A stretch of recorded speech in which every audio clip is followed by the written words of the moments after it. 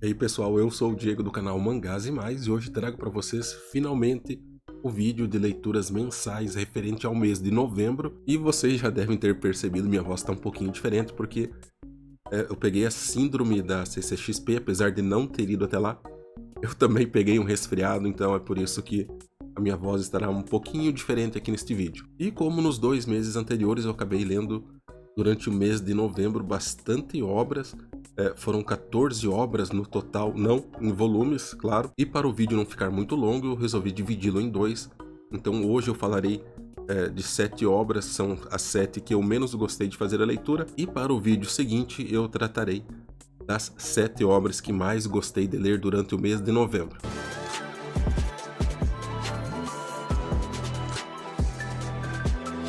Então, começando pela piorzinha, nós temos aqui Girls and Panzer, uma publicação da New Pop, saiu durante o ano de 2018 e ainda é bem fácil de ser encontrado os 4 volumes por aí. Como diz o Eduardo do canal Biblioteca de Ariames, esta aqui com certeza é uma obra flopadaça, e tendo como base esse volume 1 dá para entender por que esta obra não caiu no gosto dos leitores ou dos colecionadores aqui no Brasil. Para vocês terem uma ideia do que trata esta obra aqui, são colegiais, garotas colegiais em escolas específicas para meninas, e estudam e praticam a arte dos tanques de guerra, como vocês podem conferir aqui na capa deste volume 1.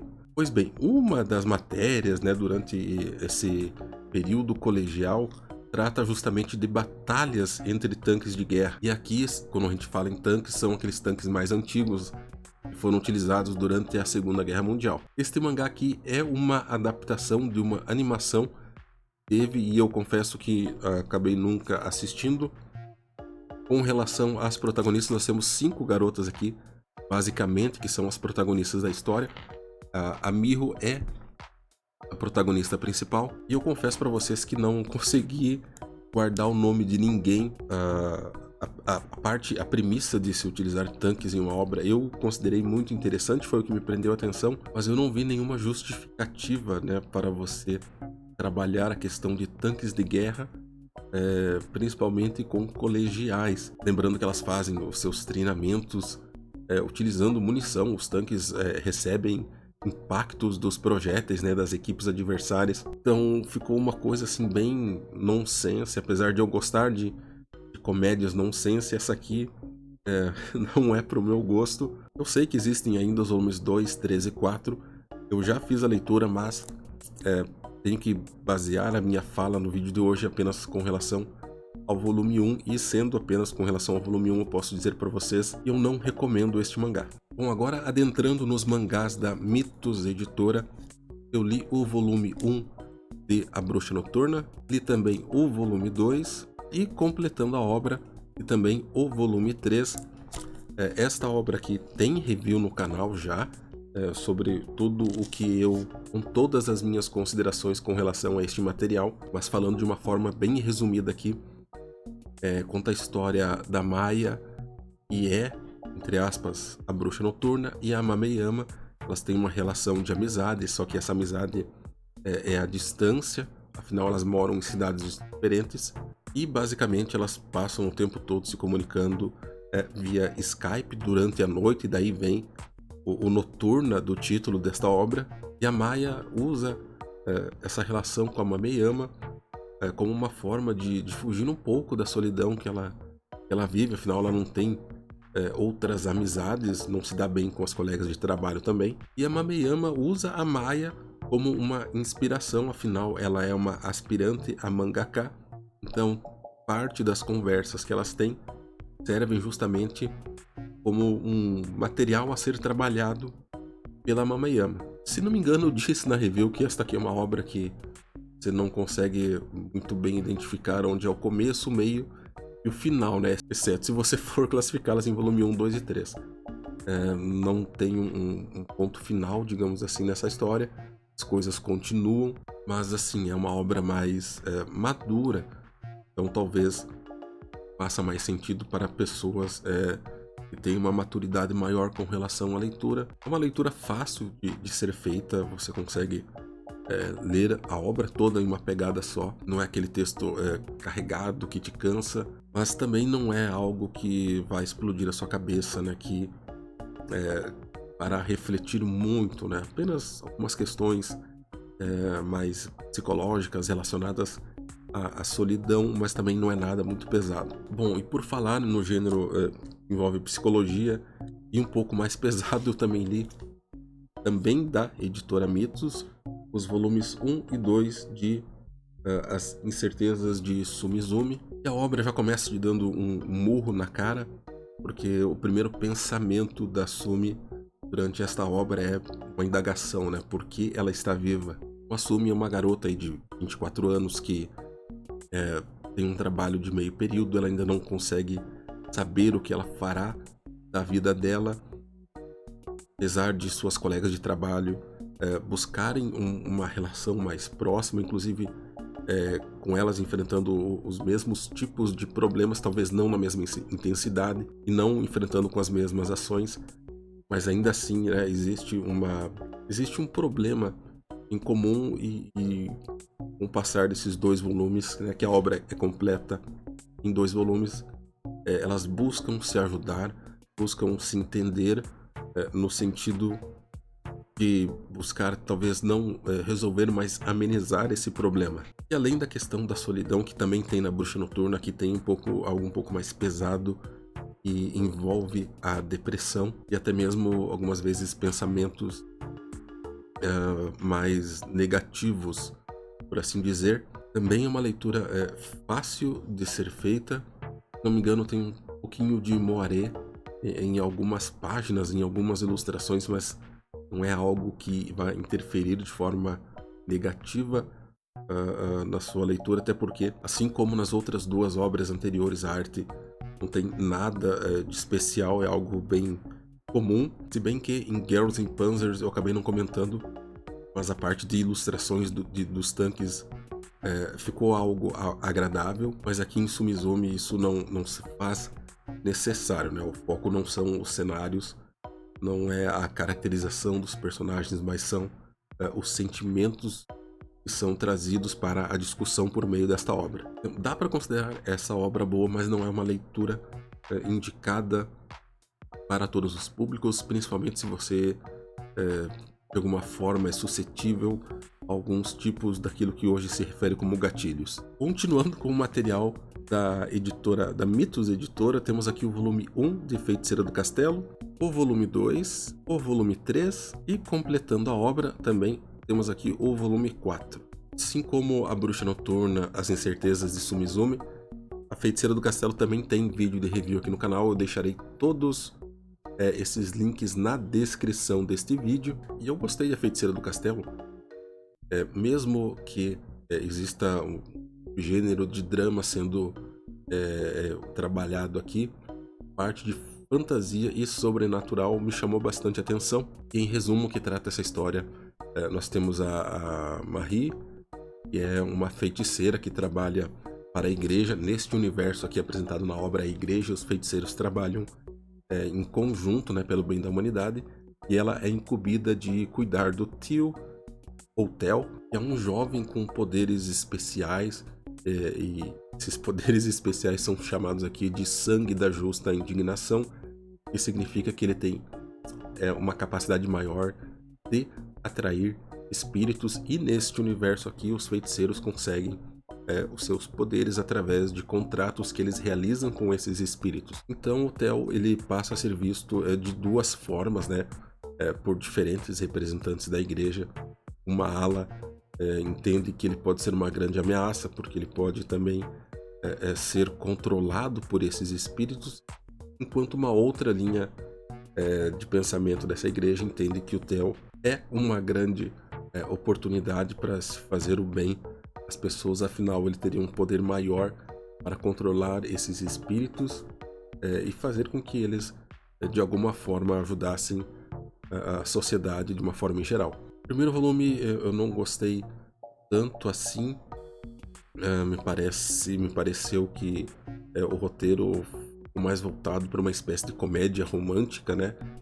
E as mulheres mais velhas que entram no mundo do Theo buscam transformá-lo, afinal ele ficou enclausurado durante 14 e 15 anos pela igreja, evitando que o Theo tivesse contato com espíritos. E nós temos uma evolução dessa história nos volumes 2 e 3, e no volume 4 as coisas acontecem de uma forma um pouco mais abrupta, né?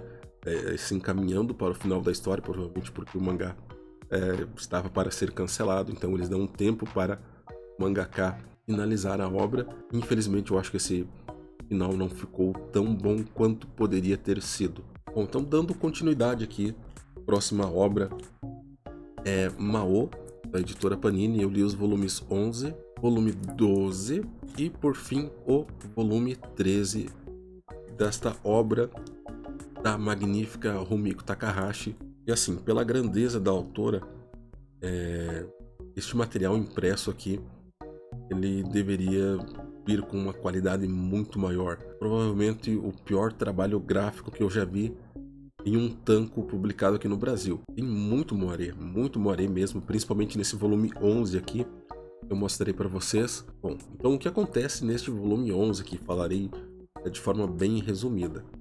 O sangue amaldiçoado do Byoki acaba ajudando a Nanoka e o Mao a quebrarem a maldição da espada que estava interferindo negativamente na vida da Kanai. Eles levam essa espada, então, o Mao e a Nanoka, para um yokai para que ele possa forjá-la e a Nanoka ter uma arma também para utilizar nos momentos de combate, né? Porém, essa espada acaba sendo roubada do yokai pelo Soma, que é um novo integrante do clã, do novo clã Goku, que está interessado em reaver a Kanemaru, e é justamente essa espada amaldiçoada. E durante o confronto, né, a Nanoka e o Mao eles acabam enfrentando o Soma, e em um determinado momento a Nanoka consegue reaver essa espada.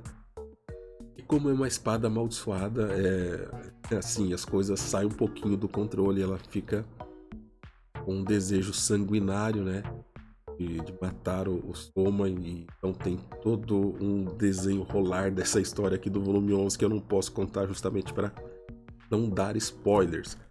Mas aqui na contracapa, na quarta capa, né, esqueci de mostrar para vocês, esse aqui é o yokai que o Mao e a Nanoka levam, né, a espada para que ele possa reforjá-la, melhor dizendo. Aqui neste volume 12 nos é explicado por que o Renji, que é esse garotinho aqui que está na capa do volume, ele consegue produzir aqueles insetos luminosos que entram nas pessoas e fazem com que elas queimem de dentro para fora. É uma história bastante triste que envolve algumas questões de abuso. Porém, entretanto, isso não justifica os assassinatos que o Renji tem cometido por dinheiro e a mando do Shiranui.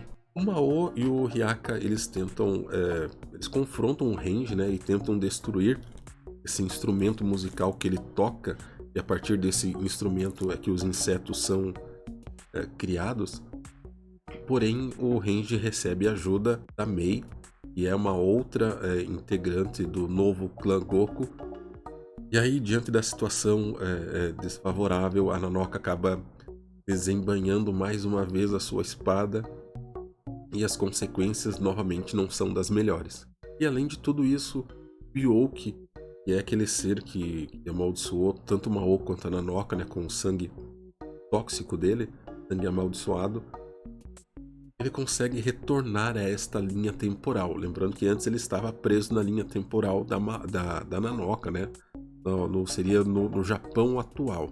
E as implicações desse retorno ainda são desconhecidas aqui neste volume 12. Bom, aqui nesse volume 13, gente, acontece muita coisa. O Byoki restaura um corpo de alguém que já havia morrido e nós não sabemos ainda o porquê ele faz isso. A Natsuno e o Hyaka atraem o Hakubi para confrontá-lo e descobrir por que ele mentiu, vendo que o Mao é quem havia assassinado a Sana-sama.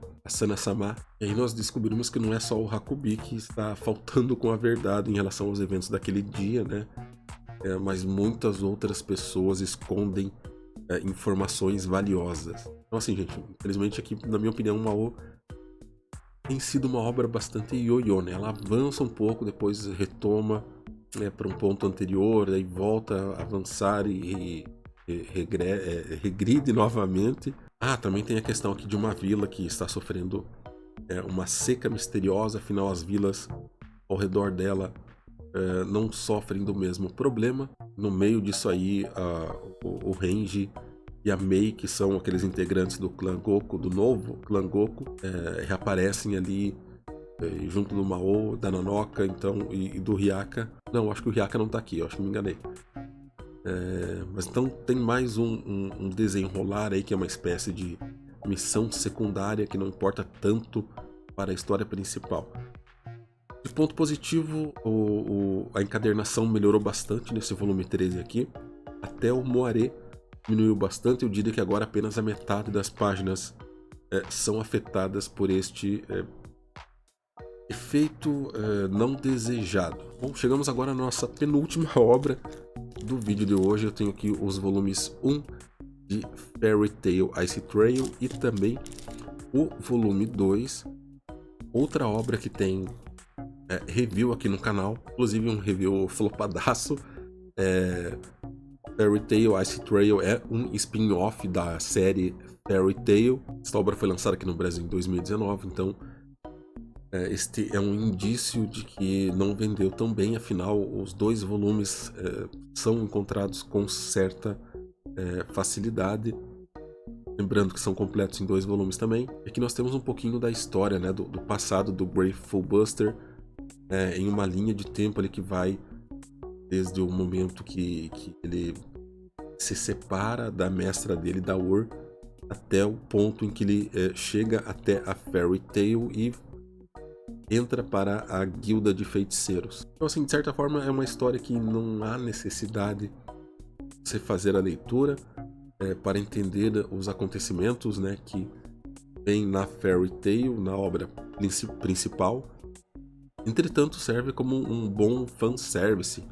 Se você gosta de fato de Fairy Tail, então provavelmente você gostará de ler Fairy Tail Ice Trail. E para finalizar o vídeo de hoje, eu tenho aqui 2 voluminhos de Kaiju Number 8. Este aqui é o volume 8 e este aqui é o volume 9.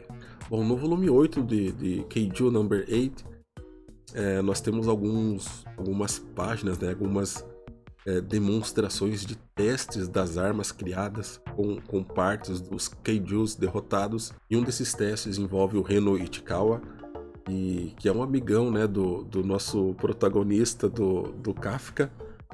E ele tem uma armadura que produz ventos frios, gelos, né?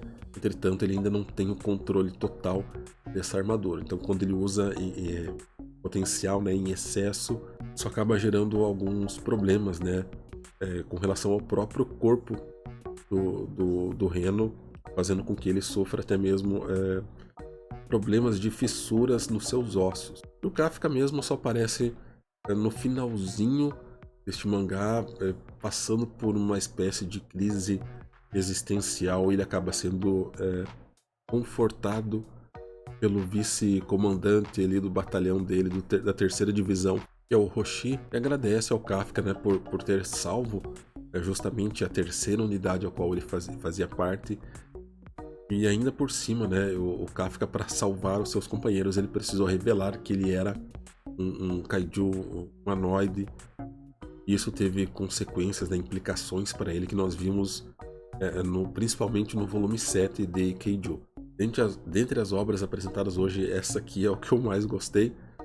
Sei que a história não é um antro de novidades, né, de coisas novas, de originalidade, mas é uma história gostosa de ler, que tem um alívio cômico, eu acredito ser na medida certa. E no volume 9 nós temos bastante movimentação.